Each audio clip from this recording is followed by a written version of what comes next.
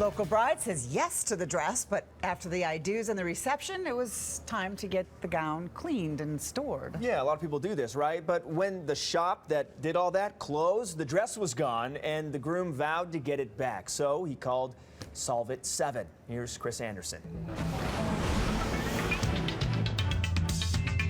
For Melissa Tang, her wedding dress is much more than just a gift from her parents. You know, it's the dress that you're married in and you start your new life in. That dress, a stunning part of Melissa's beautiful wedding video. She and her husband Morris wanted to keep the designer dress looking lovely, so they decided to have it cleaned and preserved.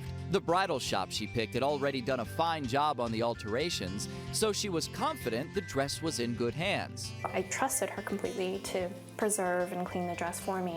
Melissa was told it would take several weeks to have the dress ready, so she waited a month, then sent an email to the shop, but didn't get a response. In the middle of June, I start calling, and it goes straight to the fax machine. Melissa tried again a few weeks later, still no response. She had to go back to med school in New York, so she asked her husband to stop by the Tremont Street shop to check on the dress. I walked up to it and saw the lights were off, figured, maybe they were starting the day late, and then realized that, the entire store was, dark and emptied out. The business, the owners, and the dress had vanished. Neighbors told Morris the business moved out months ago.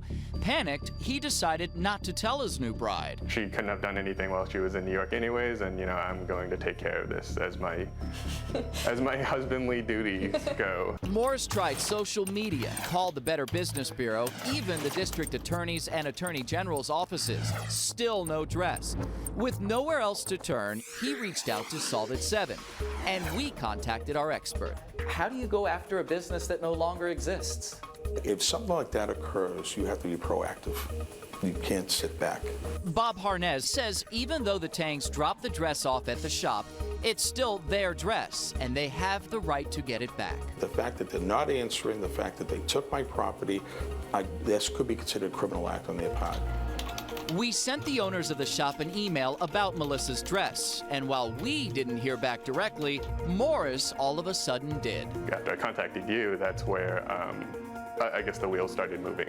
They said the dress was being shipped out immediately, and within a week of our email, Melissa's dress, perfectly preserved, showed up on their doorstep. Thank you guys so much. I don't know how else we would have gotten the dress back. Remember, you're a consumer and you have a right to get what you pay for, in this case, a wedding dress preserved. But if you feel like someone's giving you the runaround, we want to hear from you. Email us at solveit7@whdh.com or on Twitter @solveit7.